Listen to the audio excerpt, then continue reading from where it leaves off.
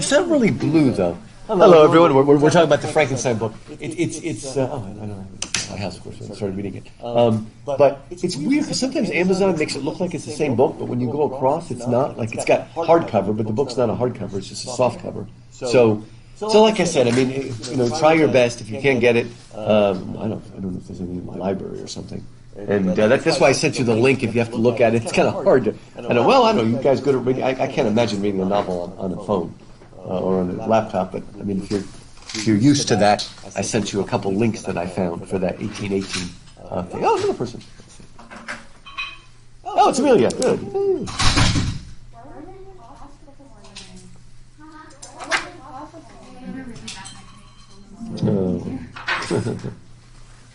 But we're just talking about Frankenstein, so just do your best, and we'll just, it's just harder to find things, but whatever I have, I'll read out loud or something, or kind of get a sense where it is in the chapter. And good.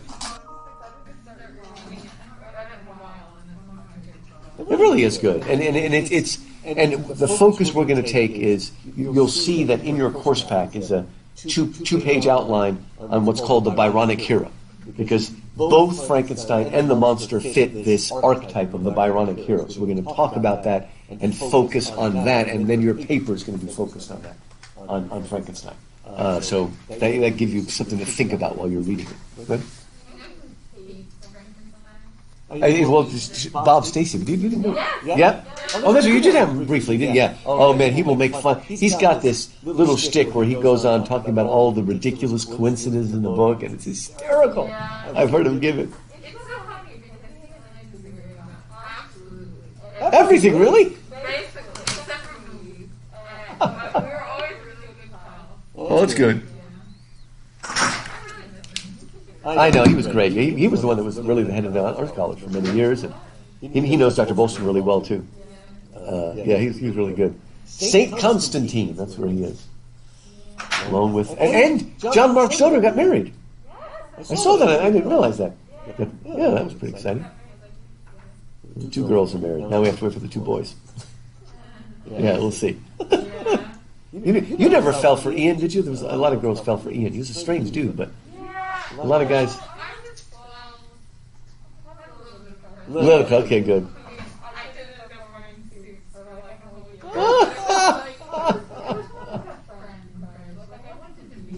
Okay, interesting character. And apparently all the kids at Constantine love him. I'm told. Yeah, which I never would have guessed when I first met him.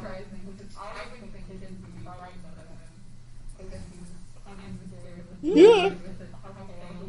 Of course, you know another boy all the girls had a crush on. Little guy named... It's her brother. The girls had a crush on him. It still happens! He's not still breaking hearts, is he? Oh, there we go. Yeah, really, that's right, they're all...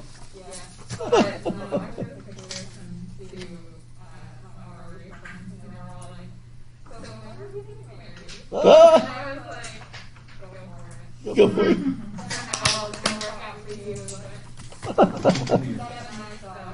Nice dog. Crazy kid. So. I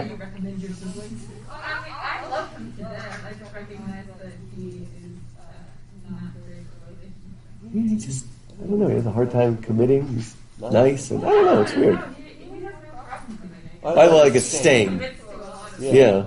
It doesn't stay the course, but I don't know. Interesting guy. But anyway. So, we looked at some poems from Lyrical Ballads. Now we're going to look at what Coleridge and Wordsworth were trying to do in Lyrical Ballads. Now, this might be hard to find if you don't have a book, but if you go to Coleridge Biographia Literaria, and then go to chapter 14. It's just a short passage, but it's just helpful to have and underline, and then we'll talk about it. So, this is a book. Biographia Literaria, it's kind of obvious, it means literary biography, but what it really means is it's Coleridge's autobiography in terms of his journey through books and philosophies. It's very much actually like the Confessions of St. Augustine. It is a testimony, and he does become a Christian. If you read the whole thing, he actually mentions being Christian and stuff, and even identifies himself as such, because he went through a Unitarian phase and all sorts of other phases. It's on page 496, if you have the textbook, sorry. It's on page 496. Those of you that actually were able to get a copy. Craziness, we expect it. By the way, you do know that we have the largest enrollment in HBU's history right now? Which is really a big deal, and when we've retained them, I mean, yeah, it's pretty amazing. So, all your teachers are going to be smiling because we just got an email from the president that everything's fine. Good. So we're very happy. Anyway, so in this passage, so again, it's page 496. It's biography letter, chapter 14. Coleridge is reminiscing how lyrical ballads got to be written. They're both, in their 20s. They were pretty young when they wrote it. What were they trying to do? So this is what he says. During the first year that Mr. Wordsworth and I were neighbors, they both lived in what's called the Lake District. It's a beautiful area of England, not that far really from Stratford-upon-Avon and Cotswolds, if you've ever been there, but it's a place of sort of rolling hills. It's beautiful and desolate at the same time. Part of it is basically the moors. If you've ever read Wuthering Heights, Heathcliff. I mean, it's close to that area, so there are a lot of those dark pools and rolling hills, and some of it's very rugged, and some of it's desolate, but it's beautiful at the same time. If I remember, I'll bring you a book to show you pictures of it. But it's a beautiful place in England. But anyway, he says we were there together, and our conversation turned frequently on the two cardinal points of poetry: the power of exciting the sympathy of the reader by a faithful adherence to the truth of nature, and the power of giving the interest of novelty, newness, by the modifying colors of imagination. The sudden charm which accidents of light and shade, which moonlight or sunset diffused over a known and familiar landscape, appear to represent the practicability of combining both. These are the poetry of nature. The thought suggested itself, to which of us I do not recollect, that a series of poems might be composed of two sorts. In the one, the incidents and agents were to be, in part at least, supernatural, and the excellence aimed at was to consist in the interesting of the affections by the dramatic truth of such emotions as would naturally accompany such situations, supposing them real. And real in this sense they have been to every human being who, from whatever source of delusion, has at any time believed himself under supernatural agency. For the second class, subjects were to be chosen from ordinary life. The characters and incidents were to be such as will be found in every village and its vicinity where there is a meditative and a feeling mind to seek after them or to notice them when they present themselves. In this idea originated the plan of the Lyrical Ballads, in which it was agreed that my endeavors should be directed to persons and characters supernatural, or at least romantic, yet so as to transfer from our inward nature a human interest and a semblance of truth sufficient to procure for these shadows of imagination that willing suspension of disbelief for the moment which constitutes poetic faith. Mr. Wordsworth, on the other hand, was to propose to himself as his object to give the charm of novelty to things of every day, and to excite a feeling analogous to the supernatural by awakening the mind's attention from the lethargy of custom and directing it to the loveliness and the wonders of the world before us, an inexhaustible treasure, but for which, in consequence of the film of familiarity and selfish solicitude, that's anxiety, we have eyes that see not, ears that hear not, and hearts that neither feel nor understand. Now that is a mouthful, and the best way to understand it, if you go back to your course pack, there's that one-page handout called The Eye of the Beholder. If you don't have it, it's okay. But let's look at numbers 20, 21, 22, and 23. Let me sort of talk about this, and then we can go back to the passage to understand what's going on. All right. Number 20 says, Wordsworth and Coleridge build this romantic epistemology into the plan of lyrical ballads. Now let's talk about this. First of all, this refers to the whole rest of the outline. And the whole rest of the outline was that whole thing about innocence and experience. And remember that innocence and experience are not external realities, but internal perceptions. Remember we talked about that? Quoting Milton from Paradise Lost, the mind is its own place and in itself can make a heaven of hell a hell of heaven. So we've already talked about this idea of how the internal perception influences and even changes the external reality. I call that the externalization of the internal. You take what's inside and put it onto the outside. Now I'm using the fancy philosophical word epistemology. We've talked about this before yet. But there's two branches, main branches of philosophy until everything goes insane. But for most of time, before philosophy got, insane, it was ontology or epistemology. And ontology is the study of being. Right? Onto is the Greek verb that means to be. So ontology is the study of being, the thingness of things. What is the nature of God, of man, of nature? What is poetry? What is physics? All of those concerns are concerned with the thing itself. And that could even include God. But epistemology, epistemology has always been around. Aristotle did some epistemology, but he was still more an ontologist than an epistemologist. But as we move into the Enlightenment, especially with Immanuel Kant, we slowly move away from ontology, studying the thingness of things and what they are, to epistemology, which is the study of knowing. How do you know things? So, Aristotle, again, he did some epistemology, as Plato did, but he's primarily an ontologist. He wrote a treatise on every subject that was there. Can somebody tell me some of the titles of Aristotle's books? Good. Ethics, Poetics, Aesthetics, okay. What writes about that? The Poetics is about aesthetics. He writes a book on physics, writes a book on rhetoric. Basically, Aristotle wrote a treatise on all the various subjects that there is to study. And in some ways, that's the birth of what we call majors. Right? The way we break the university is into discrete packages, certain disciplines that we study. Now, I don't know if you ever thought about it this way, but Kant, the new Aristotle in some ways, he wrote a bunch of different treatises, but his treatises are not about different subject matter, but about... Can anybody give me the titles of any of Kant? Good. The Metaphysics of Morals, and he wrote a bunch of critiques. A critique of reason, and pure reason, and understanding. He wrote a critique of judgment. Basically, Kant wrote treatises on all the different ways that we perceive reality, whether it's by reason, by understanding, by aesthetics, judgment. That's what he was focused on, how we interface with the world and how we perceive it. So we're not so much interested now in the object, but the subject. Remember we talked about that before? The object is the thing, the subject is the perceiving person.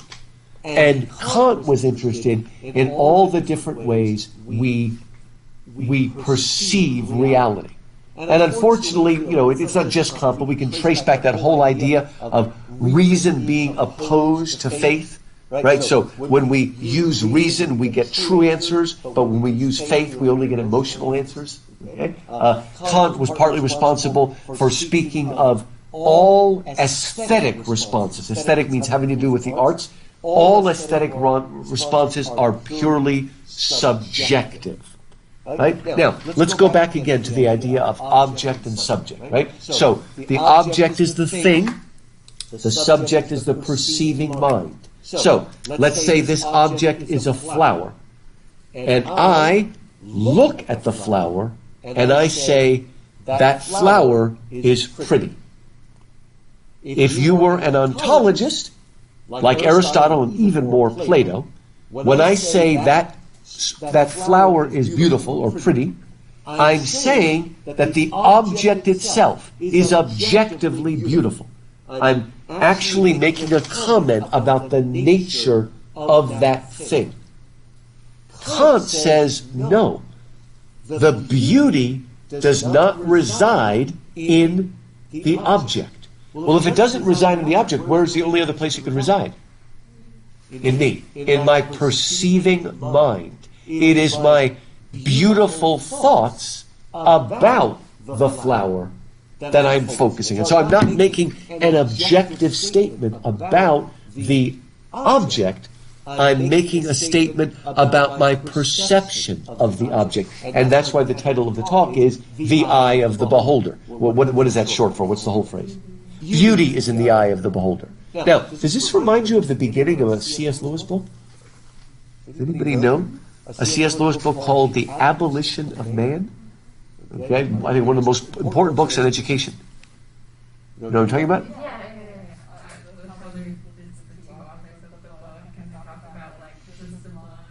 Good.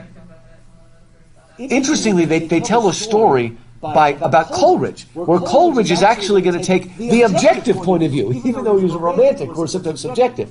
And this is a real live textbook that was used for kids in England a long time ago, 7 years ago. And there's a story where Coleridge was up in the Alps, because that's what the romantics love, to go to the Alps, because they love sublime things. And there's a waterfall. And there's a man and a woman, and they're looking at the waterfall, and the man says, "That waterfall is sublime." And the woman says, "It's pretty." And Coleridge, in his mind, agrees with that it's sublime and disagrees that it's pretty. And what Lewis was upset about is that the textbook goes on to say, of course Coleridge is wrong. There is no objective standard, basically. It's whatever you think it is. And he says, we're already teaching them that I mean, of course it's true to a certain extent, beauty is in the eye of the beholder. I mean, we all have our own taste. But in terms of beauty with a capital B, basically we're moving away from any kind of essential understanding of beauty, and then that usually bleeds over into goodness and truth, right?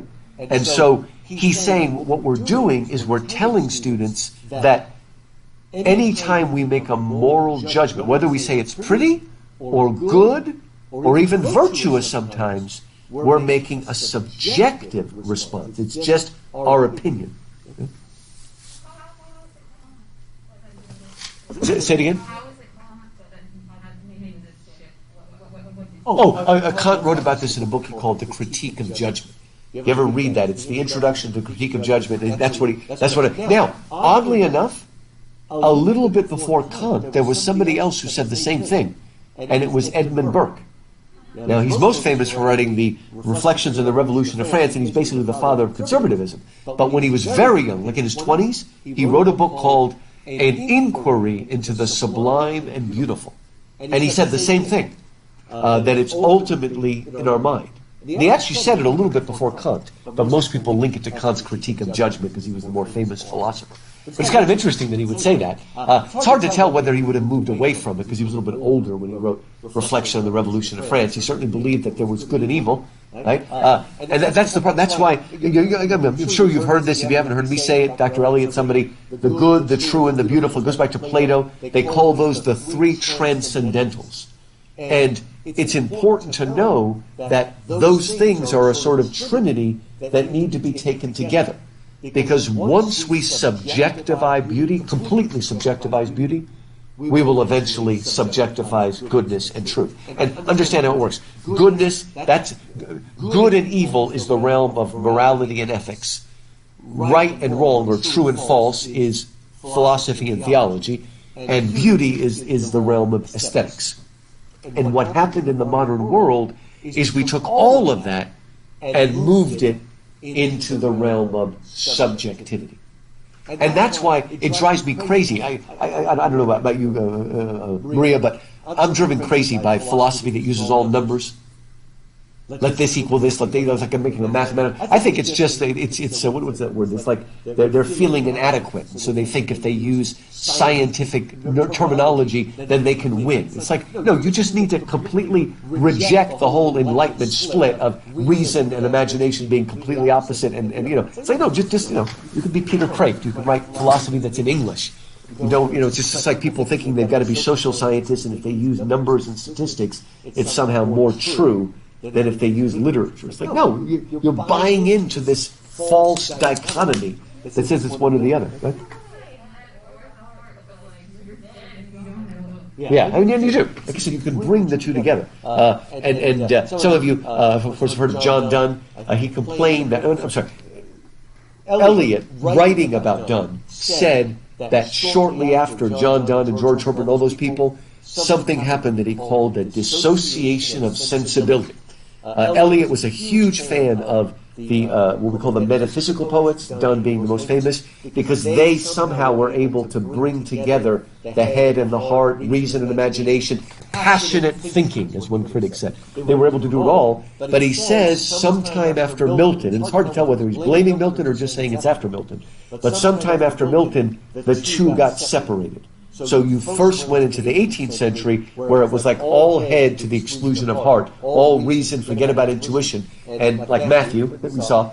But then he argues that when we go to the Romantics, we go to the other extreme, and it's all heart and feeling, and we lose the head. And he says there was a wonderful time when they were all together, and we lost that. And of course, Eliot wanted to bring them together if he could. Go ahead. Oh, there we go. Yeah, right, that's true. And we've got to bring the two together. And ultimately, that is what the Romantics want to do. We talked about it before, marrying the subject and object, the little lamb, bringing them together in unity. We'll see more specific examples of that later in Coleridge, later on in his poetry. It's their desire to bring it together. But here, their focus for now is the subject. Let's look at how our perception of something influences. Right? And that's the whole thing of quantum physics and stuff, right? That when we look at something, our perception of it actually affects it in some real way. That's the whole funny thing about Schrodinger's cat. If you don't see it, is it dead? Is it different when you see it than when nobody sees it? All of that stuff is going back to this question, which has been brought back in a neat way. So I think the Romantics are and again, the Romantics are the first critics of the Enlightenment. And some might argue that they went to the other extreme. And Eliot, sometimes unfairly, said they went to the opposite. Although Eliot did have more respect for Keats.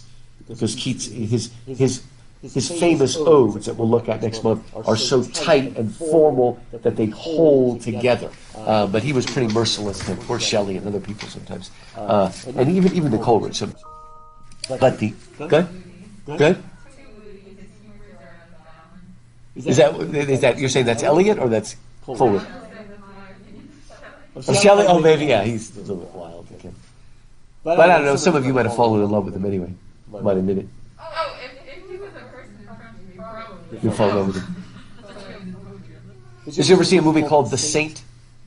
It's the one with Val Kilmer and whatever her name was. He's like a James Bond kind of thing. Anyway, there's a great scene in that where he kind of wins the girl over by pretending to be Shelley. And there's a famous statue of Shelley in Oxford or Cambridge, I think it's Cambridge, and he poses just like it. Anyway, it's a good movie. You enjoy it. It's a action kind of movie. Anyway, who was Shelley? Yeah, he was wild. But as I will argue in a later class, I think Shelley is the only man who actually really believed in free love. See, most men say they believe in free love so they can run after women, but I think he really believed it. And we'll talk about it when we get there. I think he really thought he had to find his ideal and he had to be free, but strange good. So, again, this is the epistemological focus. Lyrical Ballads is saying, how does our perception of things influence? And that's what poetry gives you. And so they decided to do two different kinds of poems. One would be Wordsworth, and the other would be Coleridge. And Coleridge always wrote less. He was always a procrastinator. But he did write a very long poem called The Rime of the Ancient Mariner that we'll look at in a few weeks, and that really illustrates this. And basically, you've got two poems, right? You've got the natural and the supernatural. And what Wordsworth was going to do is take subjects that were natural and common and everyday, but perceive them and look at them in such a way that they would almost seem supernatural. He would do it, and then Coleridge would take things that were supernatural or very romantic, like the rhyme of wild story, but present it in such a way that it would seem real because it would be psychologically real. So let's focus on Wordsworth again. Take natural objects and help us to see them all over again as if it were the first time. What famous painter allowed us to see landscapes and sunflowers as if we saw them? Van Gogh, right? Van Gogh would paint a sunflower, and it would be, ultimately realistic. I mean, recognizably figural, as we would say. But he gives it such a freshness that you look at it and you think, I've never really seen a sunflower before. So we can see it. And there's a word that was used later. What poets like Wordsworth do is they defamiliarize. Okay, so familiar, defamiliarize is like they make it so that, oh my gosh, it's as if I'm seeing it for the first time. I never really saw it until I see it now. The poet is giving me new eyes so that things which I almost passed over because they were so ordinary, day to day, suddenly it's like a revelation. Any fans of G.K. Chesterton here? Oh, that's a good way to start. Okay, you're the listener. Okay, good place to start is with orthodoxy. Right? And are you watching Father Brown at PBS? It's good. Now, it's a modernized thing, so they're making up their own stories, but they're pretty faithful to his character, generally speaking.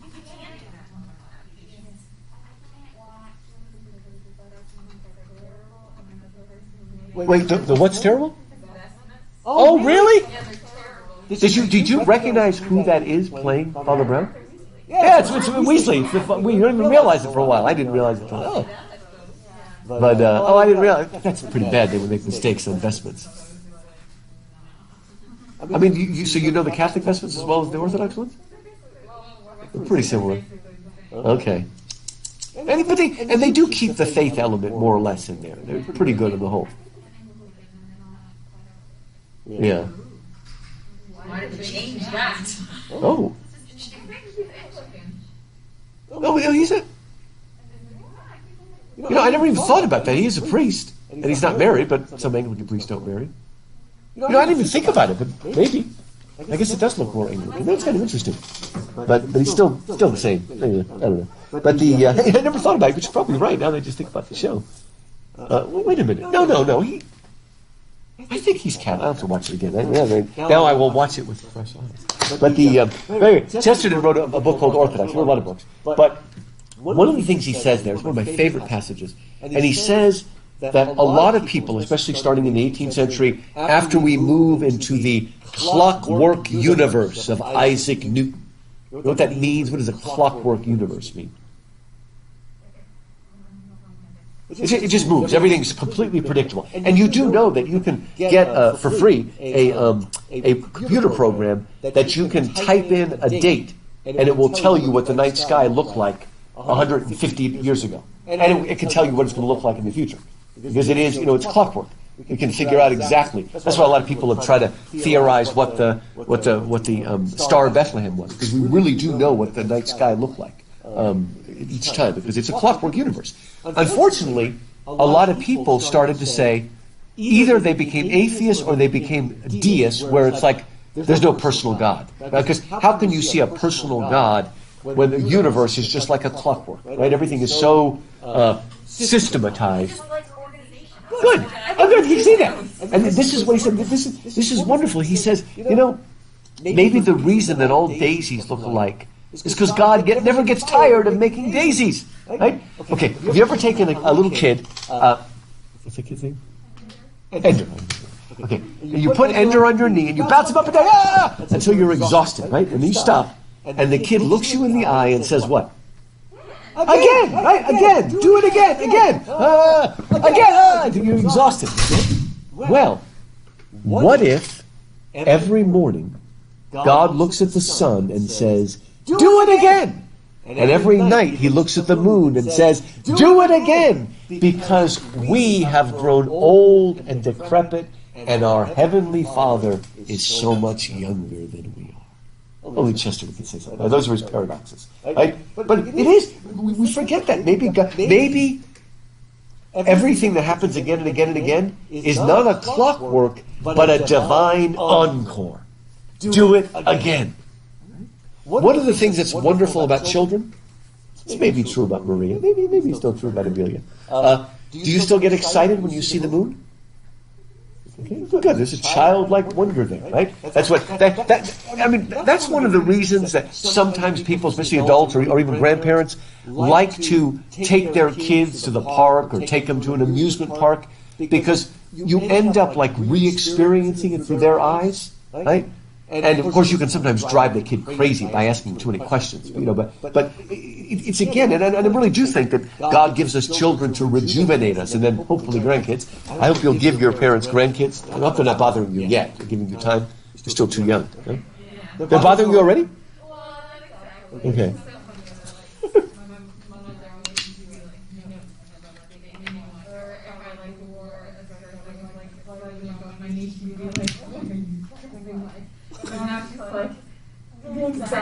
Oh, really? Oh, my gosh. She wants grandchildren. You're the youngest of them, right? That should not be your role, at least yet. There we go. Oh, that's right, yeah. Ender, who's being taken away. Maybe now she realized Ender is going away because they're moving to Colorado. That puts pressure on everybody else. Oh, yeah. Oh, that's right. But he lives in California, is it? Yeah. Well, 5 of them. Any of you want to have 5 kids? You gonna do it? You do too, Preston? No, I'm good. You're good. Okay, yeah, I'm good. Okay, I'm good. You don't want a middle child. Everybody needs a buddy. That's true. That's amazing. I tell you, we need it. That's right.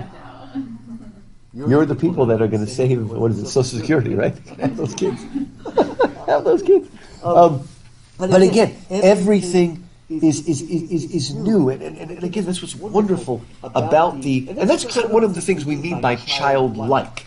For a child, childlike, you still have a sense of awe and wonder. Look at the moon, okay, when it's big and bright, and you're excited each time. And that's what Wordsworth is doing. It's almost a ministry of his to allow us to see things afresh, even like a little child that anybody would overlook.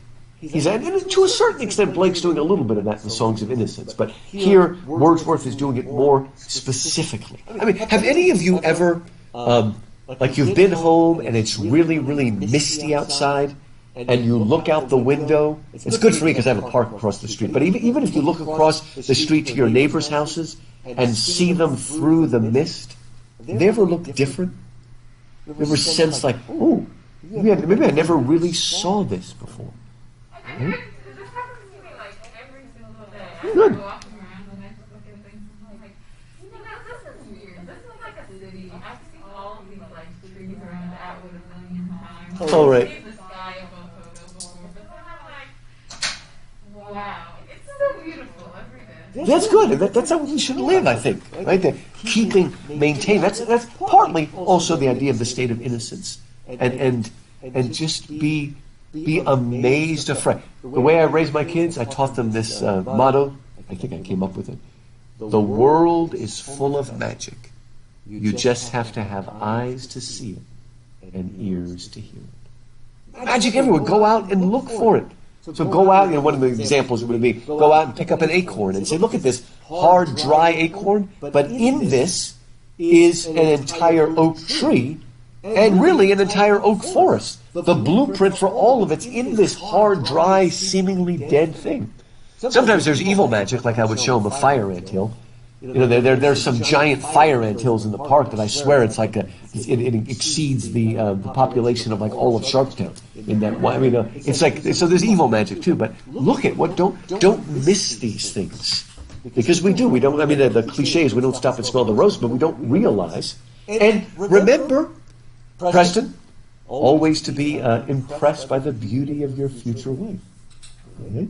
But ladies, you need to do this too, in a different way. Well, hopefully you'll tell your husband he's handsome. But more important, usually when a girl starts dating a guy, you just think he's like the greatest thing since sliced bread. You think he's maybe not brilliant, but he's like, wow, he's witty and all this sort of stuff. And then sometimes the girls don't notice that anymore, just like the guys don't notice how pretty the girl looks. It's just, that phrase is familiarity breeds contempt. We don't notice it anymore. We need to be rejuvenated and be reminded and see it. And that, to me, that's one of the reasons I was attracted to Wordsworth. He is the poet of that kind of perception that sees magic everywhere. And again, you look at it again and suddenly, wow, there are these shapes on the tree you never noticed. And how strange magnolia trees are anyway. And how weird their blossoms are and all that sort of stuff. Looking at it. They're actually what? Bush, they're bush. Oh, that, you mean they're not trees? Oh, that's interesting. And you're pretty tall. I guess. Lots of things that look like trees are actually bushes. It's been a lie. It's been a lie. I like that.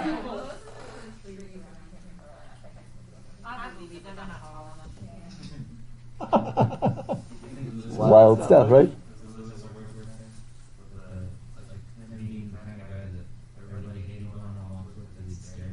Oh, well, that's right. It was Lewis and Tolkien when they took. Lewis was the one that always wanted to forge ahead and keep moving, where Tolkien was the one that would stop every 5 seconds and look at the tree.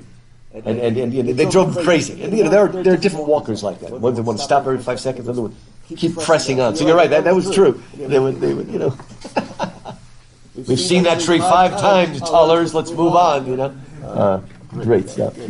But again, this is what he's restoring, the magic and mystery to the world that we've loved. And Wordsworth always loved the way, like when you walk in the mountains, you do get those optical illusions where suddenly something looks huge. And there's what is that? Something effect. What? Vimor? There's a Willem? I can't remember. There are certain things up in there where something can seem huge and whatnot. That's actually a word for it. I can never remember. It's a strange German phrase. But he writes about it. If you ever want to read Wordsworth's autobiography, The Prelude, we see him walking through the Alps and seeing all of these events where just again suddenly the whole world seems fresh and baptized and all that sort of stuff. It's wonderful. And you should see the world like that. That's good. We'll continue to see the world like that. That's why. Say it again? That you've written? Oh, good. Oh, please do. You try to do this? Oh, that's good. Okay. Reawaken the world. So I have a question. Good. Is it kind of like, I might be thinking of the wrong definition, but like jamais vu is the opposite of deja vu, or deja vu being that unfamiliar things seem familiar. Right. And jamais vu when familiar things seem unfamiliar. That's it. I don't think I've ever heard that word. Yeah, it's obviously French too. You know where it's from? Is it like a? I only know it's in the song. Oh, it's in a song. Well, that's the name of the song. Oh, really? Okay, yeah. Because deja vu. That's cool. I wonder. That'd be something they make a movie about. But again, suddenly the familiar seems suddenly unfamiliar or defamiliar, and then you can see it properly for the first time. You have to stop and because we keep moving on with our lives and we no longer notice there's beauty all around us, and there's design all around us. When I'm talking about apologetics, the incredible design in everything all around us, right down to the smallest subatomic level. These things. It's complexity that goes all the way down to the bottom. Wonderful. Maybe the Romantics already understood that. Beautiful. Okay, now I won't say as much because we're going to get to this, but he would take the supernatural and make it dramatically and psychologically real. So the Rime of Nature Mariner is fantastical, and yet it's presented in such a way that we can sort of go on the journey with the mariner and recognize a psychological and even theological truth to the journey that he's going on. And he does that, and you've all probably heard this phrase before, by getting our willing suspension of disbelief. In other words, he's not asking us to believe this is literally true, but he's asking us to suspend that overly rational part of ourselves to just accept. How many of you, especially ladies, how many of you have met guys that just refuse to watch a musical because they refuse to accept that people just start singing? So they just can't watch it. There are probably some girls like that too. And they just went and said, come on. You suspend your disbelief and understand that instead of people singing on the inside, they're expressing it on the outside, and we're seeing them there. Right? Apparently, one of the bad things about Mulan is they decided it would be too unrealistic to have the singing. But they've got a magician lady that like turns into a flock of birds. So what's that all about? What do you mean? I mean, if you accept it, you accept it. You know, the best example, of course, I was actually alive in 1977, 13, when Star Wars came out, and what's the phrase we saw? A long time ago in a galaxy far, far away. They said, okay, we're going to accept this. I'm going to suspend my disbelief and accept this other world and enter into it. But fantasy's hard to do. How many times have you seen a fantasy movie where you just didn't buy it? You just you can't accept it. Have you ever seen, I think it's like almost the 80s or something, the movie Legend with Tom Cruise? Oh, you just couldn't get it? I remember that, yeah. Oh, it's like bad PowerPoint special. Oh, I know. Sitting there going, what even is going on? I couldn't understand the plot. That is kind of a cult classic, but yeah. Like sometimes you just can't get into it. Let's put it this way. You rather than feel like they're inviting you into an illusion, you feel like they're deluding you, and you just won't buy it. You can't, and then that happens a lot. It's very hard to do really good fantasy. That you are willing to just accept it and go with it and enter into it. The Rhyming Ancient Mariner is a famous poem that does that, and that's what that's what Coleridge. That's his contribution. And again, we'll look at that whole poem later. But I want you to see what I've written down in number 23. What both Coleridge and Wordsworth are doing is apocalyptic. Now, what book of the Bible is called Apocalypse? Revelation, okay? The original Greek name, because the New Testament is Greek, is Apocalypsis, but we almost always know it by its Latin name, Revelation. Now, what does the word apocalypse mean? Do you know, Maria? Does anybody know what apocalypse means? Say it again? Future. You would think that's what it means. I always thought that's what it means, but it's not what it literally means. I mean, it actually means an uncovering. Okay? What is the name of the nymph that hid Odysseus away for 7 years? Calypso, okay? So Calypso means hidden. That's actually what her name means. It's kind of cool. In the Odyssey, right? So apocalypso. So Calypso, it's also kind of music, but apocalypso is an uncovering. And can you hear that in the word revelation?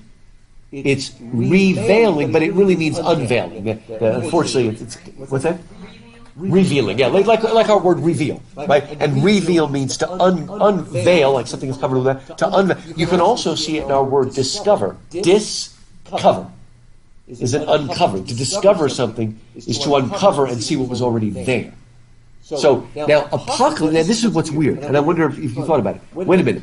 You're telling me the last book of the Bible means an uncovering? I've read that book, and wouldn't it be better called covering? Why do I say that? Because it's really confusing. Right? So what the heck does it mean? Well, I'll tell you why it's so confusing. Because it is an uncovering. What's happening is, as John is looking, God has ripped away the veil of time and maybe even of space, and has allowed John to look on reality, on eternality, the real. And it's confusing because we're not used to looking on eternity. Imagine if, while I was lecturing here, suddenly not only my clothes, but my skin became transparent and you could see through me. Now, those of you that are pre-med would be, oh, that's cool, you start taking pictures. But most of you would find that distracting. Okay? I mean, right now, all of that stuff is going on. All my internal organs are doing all of that work. But we are not used to looking at that. And if suddenly you could see all my internal organs working, it would be, it would probably be disgusting too, but it would be scary. There are some people, like I've even met some girls that actually like cockroaches. Do any of you actually like cockroaches?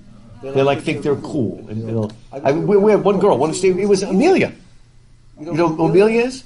A porter now. What was that? Amelia Holt was her name. One time a cockroach got into Bible study, and she just picked it up and took it away. And I'm like, everybody was shocked. I don't know if the guys were impressed. I'm going to date that girl. I'm going to stay 100 miles away from her. I'm not sure how to react to that. But anyway, it's pretty amazing.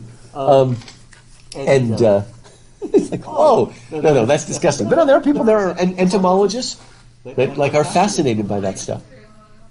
Yeah. Who is? Oh, really? Oh, she is? Oh, my gosh.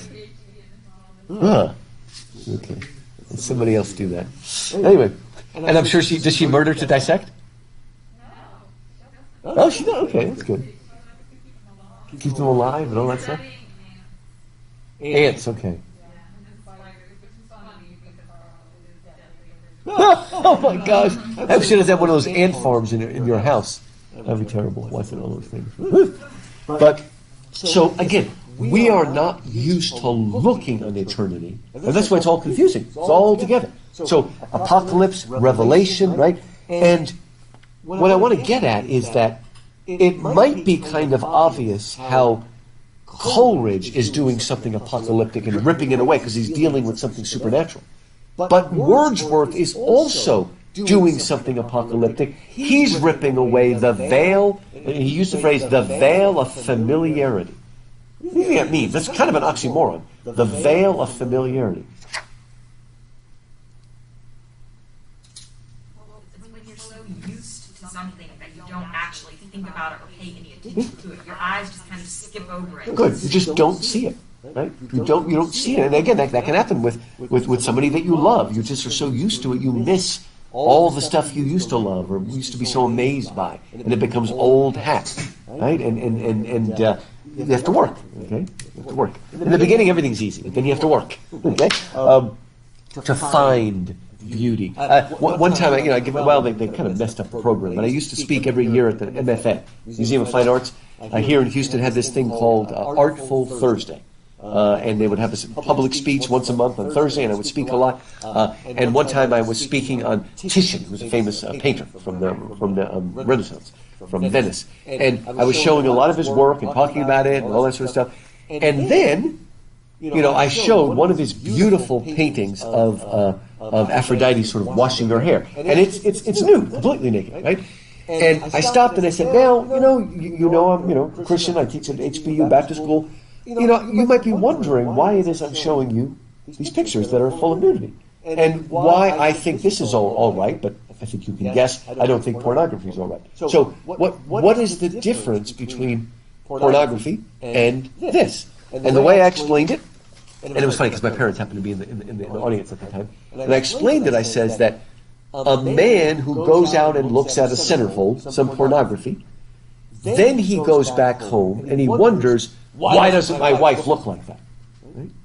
But a man who goes to a museum and sees Titian's beautiful Aphrodite goes back home and finds Aphrodite in his wife. I can make that up. And I said that too because my parents just had there on the right. Said that's why my parents are still married. Wherever it was 45 years, because my father sees Aphrodite in my mother. Right? You're seeing, you're breaking down the veil of familiarity and seeing it, again, fresh as if for the first time. So, again, that's also apocalyptic, allowing us to see things that we didn't see. And so I call it a poetics of transformation. The eye transforms, makes the unfamiliar familiar and the familiar unfamiliar. And both ways, we are seeing new things. I mean, a good preacher might preach on a verse of the Bible that you've read 100 times, but suddenly they open it up and it's like the first time you've read that verse, or maybe a parable of Jesus. Suddenly you're re-experiencing it as if for the first time. Everything is for the first time. Wow, it's good stuff. And again, so that's basically that's a quick, long explanation for what he's talking about here. What Coleridge is talking about. But let's go a little bit. Okay, if you go back to page, or if you're still there, page 497, it's really interesting what he says here. He says, it's the bottom of page 497, to the second edition, he, that is Wordsworth, added a preface of considerable length in which, notwithstanding some passages of apparently a contrary import, he was understood to contend for the extension of this style to poetry of all kinds, and to reject as vicious and indefensible all phrases and forms of style that were not included in what he, unfortunately, I think, adopting an equivocal expression, called the language of real. This is sour grapes, because Coleridge should have written the preface because he was the philosopher. But he was such a horrendous procrastinator that Wordsworth just had to do it. And I think Coleridge always felt a little sour grapes. Anyway, from this preface, prefixed to poems in which it was impossible to deny the presence of original genius, however mistaken its direction might be deemed, arose the whole long-continued controversy. And I think he's right, that the poems caused less controversy than the preface, because the preface seemed to suggest that from now on all poetry is going to be like this. And that's not really the case, even for Wordsworth. But let's look at some choice passages. Turn to Wordsworth's Preface to Lyrical Ballads, and in our textbook it's page 305, but again, you can probably find that. Type in William Wordsworth Preface to Lyrical Ballads, it's prose. And in this, really, really important sort of revolutionary document or manifesto, Wordsworth is going to redefine, one, the sort of language and subject matter of poetry. We'll see examples of all this. Then he's going to rediscover a new purpose for poetry. And then he's going to redefine the poet. So he's going to redefine everything, but just in such a simple, straightforward way. And it's so weird because he doesn't really quote anybody. There's one famous phrase where he says, I've heard that Aristotle said. What do you mean I've heard? You want us to believe you never read Aristotle's Poetics?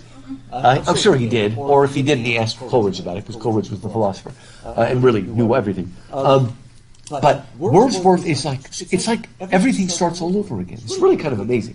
Wordsworth is the big daddy. He's the strong poet. So look at, it's page 305 towards the bottom. It's the paragraph that begins with the principal object then. We look for that. It's not too far into the preface. Maybe about the fifth or sixth paragraph. He says here, and he's going to talk about a new kind of subject matter, but he's kind of talking about a new kind of poetic language as well. They're kind of mixed together here. And he explains in this incredibly long sentence. Wordsworth's poetry is easier to understand than his prose. One time, my students killed me because my students were also in a class called Advanced Grammar and Rhetoric. I don't even know if they teach anymore. And I went to the teacher and I said, why don't you have your students diagram this sentence? They did, because it goes on forever. Some of them do. Okay. The principal object, then, which I proposed to myself in these poems, was to choose incidents and situations from common life, so we're seeing a little bit of what we just read in Coleridge, and to relate or describe them throughout, as far as was possible, in a selection of language really used by men. And, at the same time, to throw over them a certain coloring of imagination whereby ordinary things should be presented to the mind in an unusual way. That's that defamiliarization. And further, and above all, to make these incidents and situations interesting by tracing in them, truly though not ostentatiously, the primary laws of our nature, chiefly as far as regards the manner in which we associate ideas in a state of excitement. That's one sentence. The next one's going to be even longer.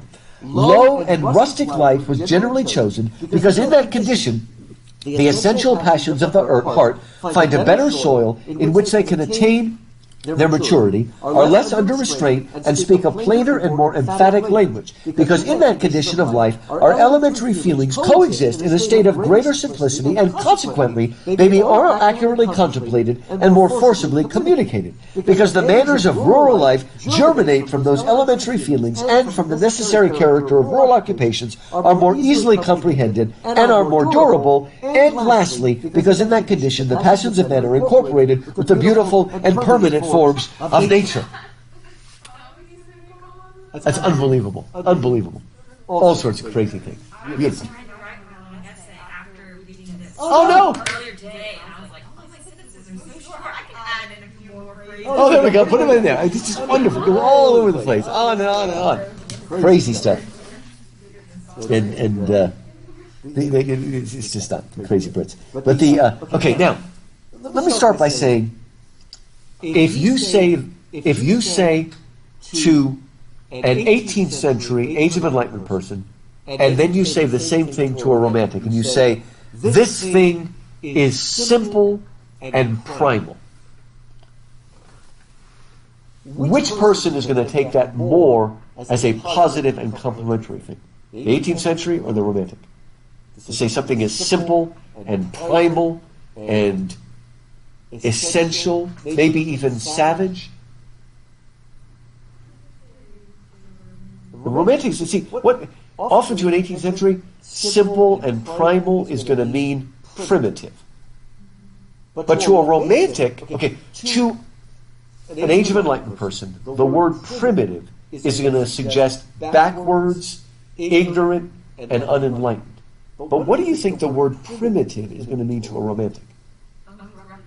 Excellent, excellent. See, they've reclaimed, part of it is what we talked about, the idea of the noble savage that we said before, Rousseau. It is something positive. Primitive means closer to the essence of things. Simple doesn't mean stupid, as it could sometimes mean to a rational, reason-based person. It's going to mean simple means whole. One of my favorite words that's so often not used is to tell somebody they have integrity. Can you think of what the root is of that word, integrity? Think of the word integer. What are integers? Those are whole numbers. So integrity is a kind of wholeness. Right? Again, that's something that it's just not used as much anymore. But it should be a real compliment. To say to someone they have integrity, to us it only means they don't lie. And that's part of it. But a person who truly has integrity doesn't lie because there's a wholeness and completeness and balance, and always the golden mean, of course, is there inside of them, right? Here, he wants to go to the countryside because he thinks in the countryside he will find things that are more primitive, in a good sense, essential, durable, permanent, lasting. Why does he think he's going to find that in the countryside rather than the city?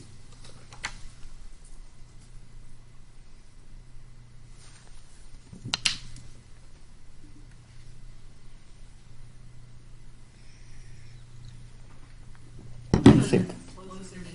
You're closer to nature. It's much more natural things that things change so much more quickly in cities, don't they? Out in nature, they remain. Now, of course, actually, nature is changing, but it's more permanent. He wants to get to things that don't change. He wants to find permanent truth. See, it's odd because he doesn't go to nature necessarily for the reason we might think. He goes to nature because he thinks he's going to find things that are more true and permanent and lasting there than he would find in the city. So he's still trying to, and this is why, again, you could say the Romantics opened up the Pandora box, because I said after Romanticism more and more the arts become merely self-expression. But that's not what Wordsworth and Coleridge are after. Yes, it's self-expression, but they hope that by doing so, they can get to truths that are more real and more deep and more essential. So they're not about just a self-expression as an end in itself. They are still trying to get to those truths that persevere, that last.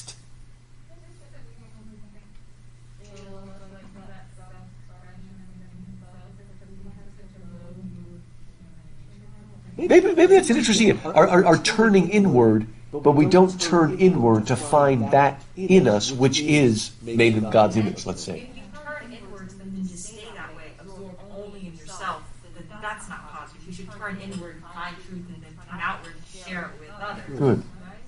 I don't know if I wrote this down. I thought I wrote it down, but I don't remember where it was I wrote it down. Anyway. I like something to say about Saruman, the mind turn inwards all the time. Yeah, that's true, and it doesn't, it is.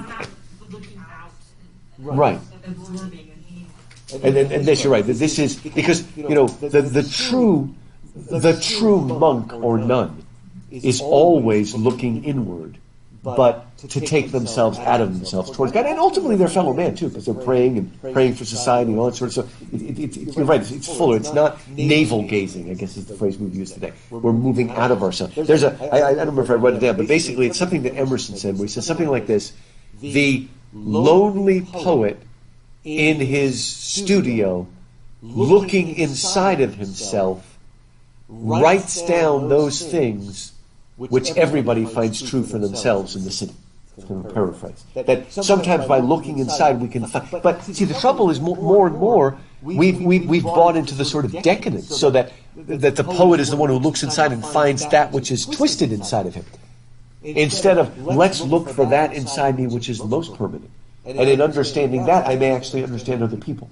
That's the real goal of Romanticism. The beginning is to find a new avenue, a new source of truth that maybe hasn't been tapped yet. So what about C.S. Lewis when he says in the introduction to the Screwtape Letters that he looked within himself to find all the sin he good. in the Screwtape Letters and then apply it? I was just thinking That's true. The negative things too. The most wisdom and how to live my Christian life is in the Screwtape Letters. It's so helpful. So he looked within himself and found evil and then wrote it so you could see the photo negative, the positive of it, and then apply it to other people. It does work. He doesn't write about, quote, big sins. Hopefully none of us have murdered anybody. But all of us have played those little justification games in our brain that he does expose in that. And that's why I think it is so helpful. And in fact, Screwtape Letter is even more helpful for Christian readers than non-Christian readers. It's helpful for Christian readers who think, I'm a good person. I haven't killed anybody or, slept around or done any big things. I'm not a drug addict, whatever. But hey, a lot of the sins are internal, right? There's a kind of selfishness that turns in on itself, a kind of pride. And neglect and constantly looking over things. I remember one of the things that struck me reading it with kind of a sense of conviction was when Screwtape was reprimanding his nephew. He's like, I can't believe you let him sit down for an hour. Oh, that's right. Actually, that's right, yeah. Why'd you do that? I was like, that could be good. That could be good. I read a book just because I liked it. It was good. Good. The way he says it is he read a book not so he can make smart, witty remarks and get himself in the high society, but just because he liked it. And he says sometimes when we do anything just because we like it, that it may not be highly spiritual, but it's keeping us human in a way, and it's focused. There is, I used to lead a Bible study on Screwtape for honors college every single year for 10 years. I never got tired of it because there's so much wisdom and truth in there, and it makes us. And I've often said that if you're afraid you might be a Pharisee, there's an easy way to test it out. Read Screwtape Letters. If you can read it and you can find all the sins of your friends and family members, and you can't find yourself in that book, then believe me, you're a Pharisee. You can't, if you can't see that much what's inside of us, it's amazing. See, what's bad about us as fallen human beings, it's not just that we can justify anything. We can not only justify to ourselves that what we just did is not bad, we can actually justify that it's actually good. That we actually had good motives to do something that was bad. So that's about how the heart is wicked above all else. Was it Jeremiah that says it? Who can know the heart? It is wicked above all else. Right? Except for Maria. No, we got it all there. Even our childlike ones. So. Anyway. Gosh, you're not a newlywed anymore. A whole year. But you're still keeping the magic alive? Good. You have to still keep the magic alive. It's important.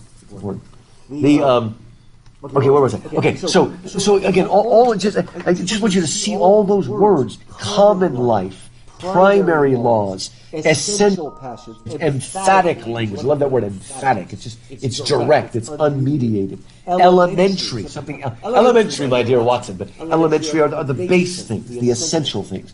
Permanent, durable, all those words. I love when he uses the phrase, because the manners of rural life germinate from those elementary fields. Germinate is a word that's used of seeds, but they're so close to the soil. Now, he does say, just read on a little bit longer, he goes on to say, the language too of these men is adopted, purified indeed from what appears to be its real defects, from all lasting and rational causes of dislike or disgust. So he's not just literally copying it down. He's taking that essential language, but he's going to purify it.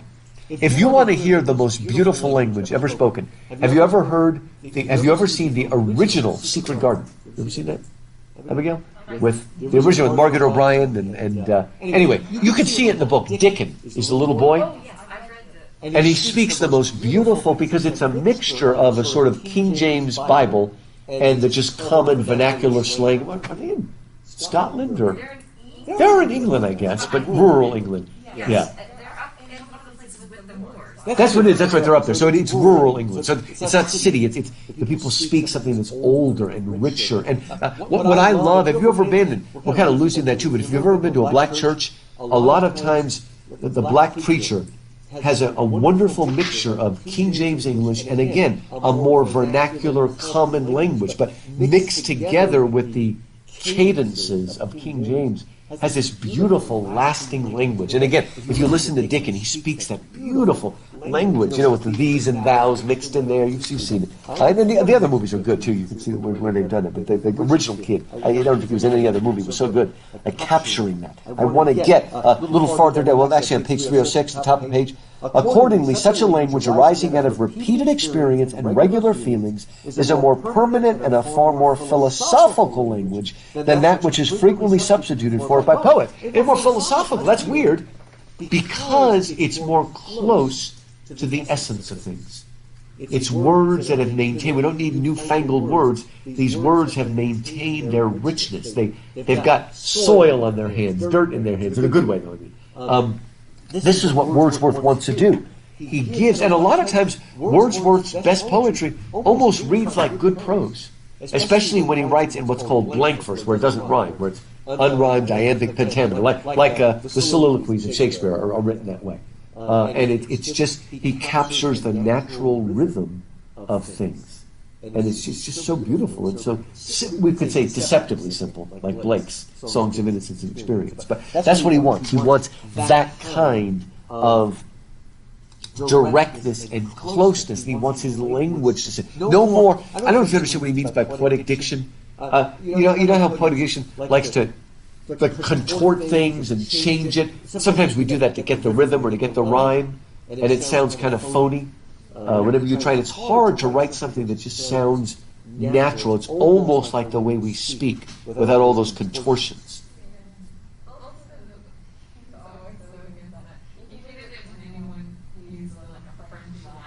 Right, yeah. Speak.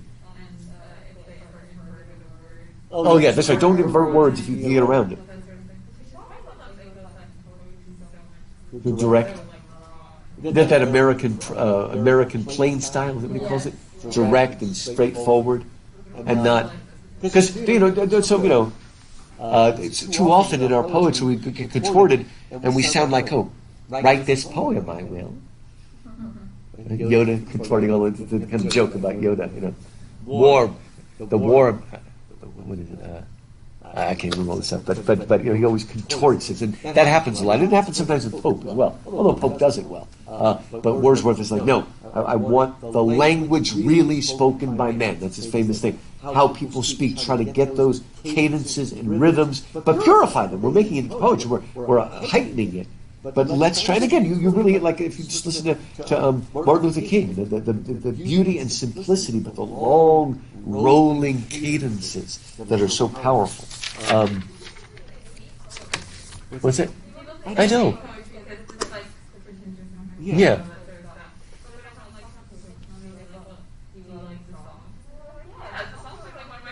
And poetry! I know, yeah. It is poetry.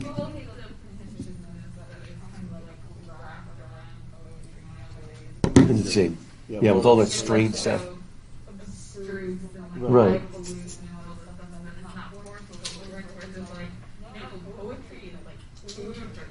Right. Just like, do you know what genre of classical music was meant for the people and now has just become for the rich? You know what genre of classical music with words that was really meant for the common people was opera. In the beginning, it was opera. Sometimes the highfalutin people look down on it, and now we've kind of made it too much into it's only for the elite people and so. No, it's meant for the people. Oh, that's true. Actually, Shakespeare too. Can you imagine those people just living there, and you can go to the Globe. Has anybody been to the they rebuilt the Globe, but but if it's expensive, but if you want to pay less money, you can actually stand up the whole time for students, and you actually stand down there right in front of the stage and watch, and the students went there. I guess it's more really get there, get into it, move around. Would you like to go to a real Russian Orthodox church where there's no pews and people just can move around? No, you've been to ones? They still have ones like that where there's really no pews? Feel like you're but they can move around. They're like charismatics, kind of moving around and all that stuff. Cool, I like that. I'm just saying, Good? I just don't think I could do that. I get too tired. No, see, when you grow up Orthodox, the Orthodox people they're actually kind of cruel. They make you stand up forever. They're always standing up, and you're exhausted. But when you're a little Greek boy, It's really embarrassing, okay, because they're making you stand up and you're so tired, and you look at it because there's always an old Russian or Greek grandma who is standing bolt straight and doesn't move for the entire service. And you feel like, oh man, I'm just such a weak child. It's like, I'm tired. Always, they don't move. I'm bolt upright. It's like, man, you seen people like that? I guess they build up endurance, yeah. You got a rod up their back or something like that. But it's like, I want to sit down. Thank God our priest was liberal. He let us sit down. When people went to get the communion, he would let us sit down during that time to give us a little break. Usually you're standing the whole time, and it's just, I don't know. So you like it?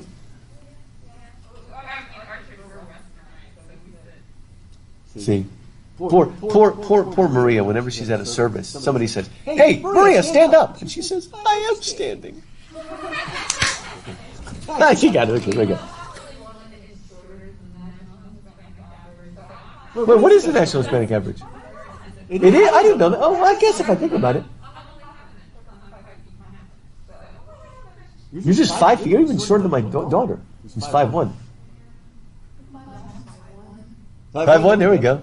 But they're tough. Usually those little ladies are like tough. Now you see the little Chinese ladies? My God, I think they can move a mountain on their back.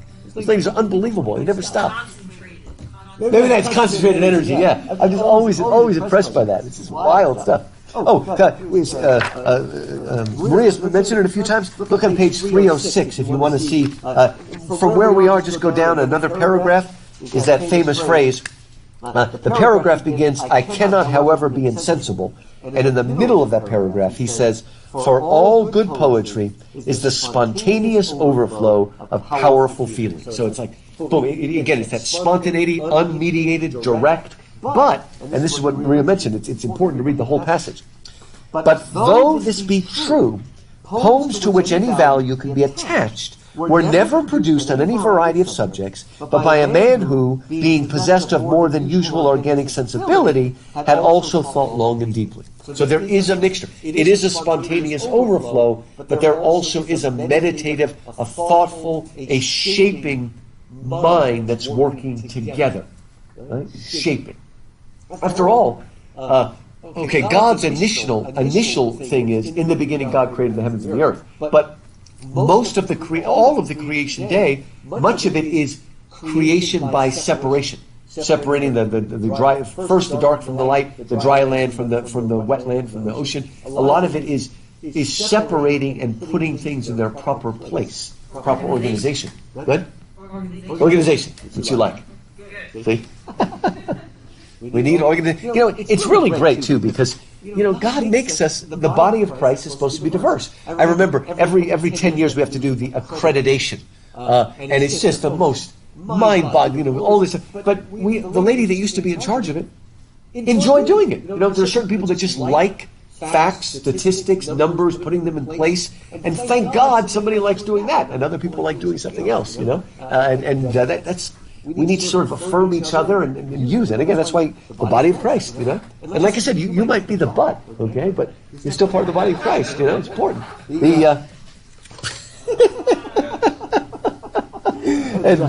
What? Oh, that's I am recording. What am I doing? Okay. Let me get you set up for next class. Okay, if you keep going to the next paragraph, it starts with, I have said that each, and you're on to page 307 now, and at the end of that paragraph, it says, one thing that's different about my poems, he says, that the feeling therein developed gives importance to the action and situation, and not the action and situation to the feeling. Did somebody famous say that the plot is more important than the characters? Aristotle, okay? I would say most people today, when they go to a movie or something like that, think of the opposite. They think the characters are more important. But for Aristotle, who set the taste for everything, the plot's the most important. And he seems to be turning, the feelings. He's not saying that the story is important, but the feelings are important. That we are, again, it's not so much a poem about nature, but how we feel about nature. And that's what he's saying. And then I'll just be thinking about this for next time. The next paragraph that starts with, I will not suffer a sense of false modesty, he is going to talk about, he's going to give a whole new purpose for poetry. And a lot of people think poetry is irrelevant in a modern, technological, industrialized age. Wordsworth is going to argue that actually it's more important, not less important. When people are pressed together in cities and they do jobs that are repetitive and all that, we need poetry even more. So look at that. We'll talk about why poetry is necessary. What is the new function of poetry? What it can do for people. Then we'll talk about a poet, and then we'll look at Tintern Abbey, one of the best poems ever written. Beautiful. So keep up. We're moving along, and do be reading Frank